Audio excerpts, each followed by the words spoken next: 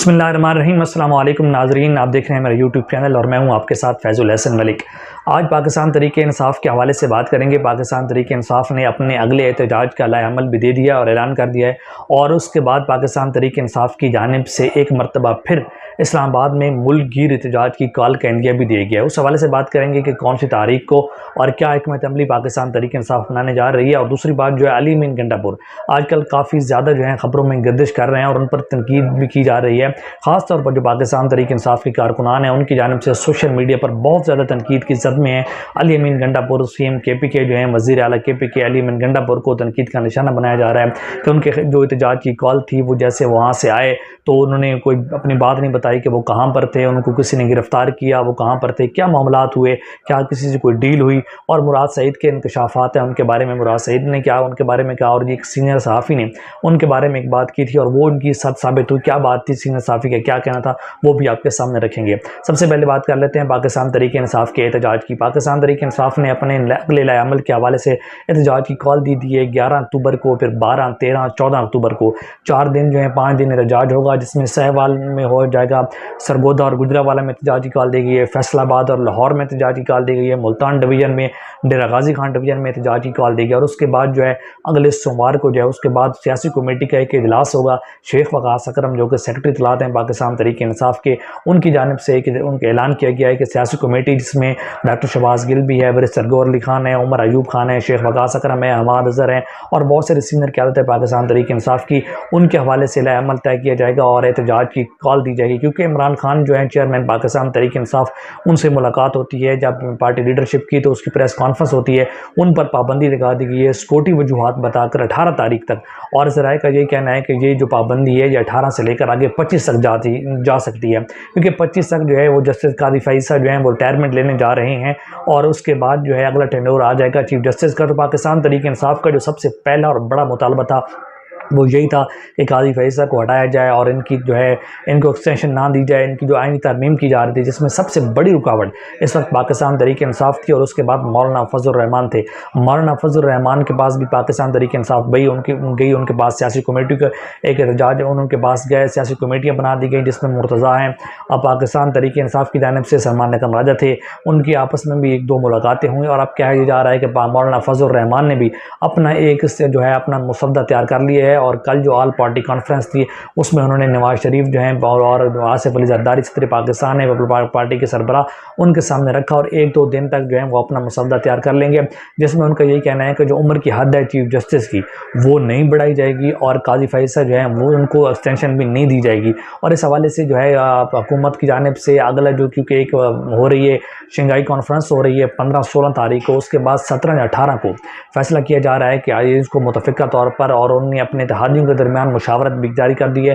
कि इजलास बुलाया जाएगा, सेनेट का भी इजलास होगा और कौमी असम्बली का, और उसमें आईनी तरमीम मंजूर की जाएगी। और कहा जा रहा है कि मौलाना फजल रहमान ने मशरूत हिमायत कर दी है और वो यही होगा कि जो पहले हुकूमत आईनी तरमीम लेकर आना चाह रही थी, अब वो आईनी तरमीम नहीं होगी। काजी फैज़ जो है उनको घर जाना पड़ेगा और जस्टिस मंसूर अली शाह जो है उनका नोटिफिकेशन जारी होने का भी इम्कान है। और सुनने में यही आ रहा है कि पाकिस्तान तहरीक इंसाफ़ की जो बातें हुई थी, जो डील हुई थी, क्योंकि सबसे पहला मुतालबा पाकिस्तान तहरीक इंसाफ़ का ये था कि जस्टिस मंसूर अली शाह का नोटिफिकेशन जारी किया जाए, आईनी तरमीम को आगे किया जाए। और कि जब लग यही रहा है कि यही वो बातें थी, क्योंकि जैसे मंसूर अली शाह का अगर नोटिफिकेशन जारी हो जाता है इस हफ्ते के अंदर अंदर, और आईनी तरमीम जो है वो भी 17 तारीख के बाद चली जाती है, और वो आईनी तरमीम जो हुकूमत पहले करना चाह रही थी वो नहीं होती, उसमें कुछ तब्दीलियाँ आती हैं, ये यकीनन पाकिस्तान तहरीक इंसाफ़ की बैकडोर राब्तों की वजह से होगा। और अगर बात करें मुराद सईद की,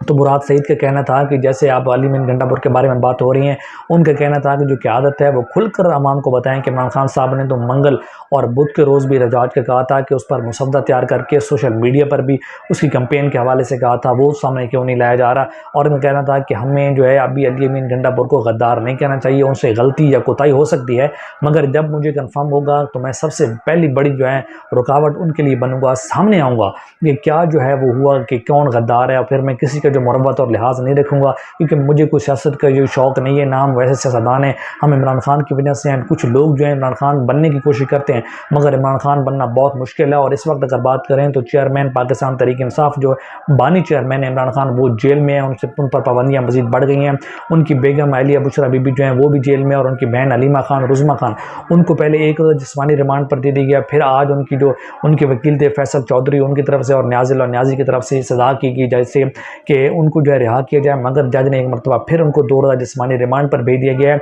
कहा यह जा रहा है कि जो अली अमीन खान है, उनका जो जिस मकसद के लिए वो वहाँ पर आए थे, वो उस मकसद के लिए उनका ये अपना मकसद नहीं था, उसमें कुछ चेंज नहीं, वो ये चाहते नहीं थे, मगर कहीं ना कहीं पर उनके बैकडोर राब्ते थे। क्योंकि अगर बैकडोर राब्ते ना होते तो वो जहाँ से वो आए हैं चाइना चौक तक, ये वैसे सफ़र अगर किया जाए तो ये वैसे 40 से 45 मिनट का सफ़र है, मगर जिस रफ्तार से उनका काफ़िला चल रहा था, वो आ रहे थे, उस रफ्तार में अगर वो तो उनको तो 20 से 25 मिनट में वो यहाँ पहुँच गए। इतनी रुकावटें थी, यहाँ पर आग रेंजर थी, तैनात थी, आर्मी थी। फिर केपी के हाउस में वो पहुँचे, केपी के हाउस से आगे उनका कहाँ सफ़र तक किया, और केपी के हाउस असम्बली में जहाँ पर वो पहुँचे उन्होंने अपना खिताब किया, जिस पर ख़ुद जो है वो कोई यकीन करने को तैयार नहीं। पाकिस्तान तहरीक-ए-इंसाफ आज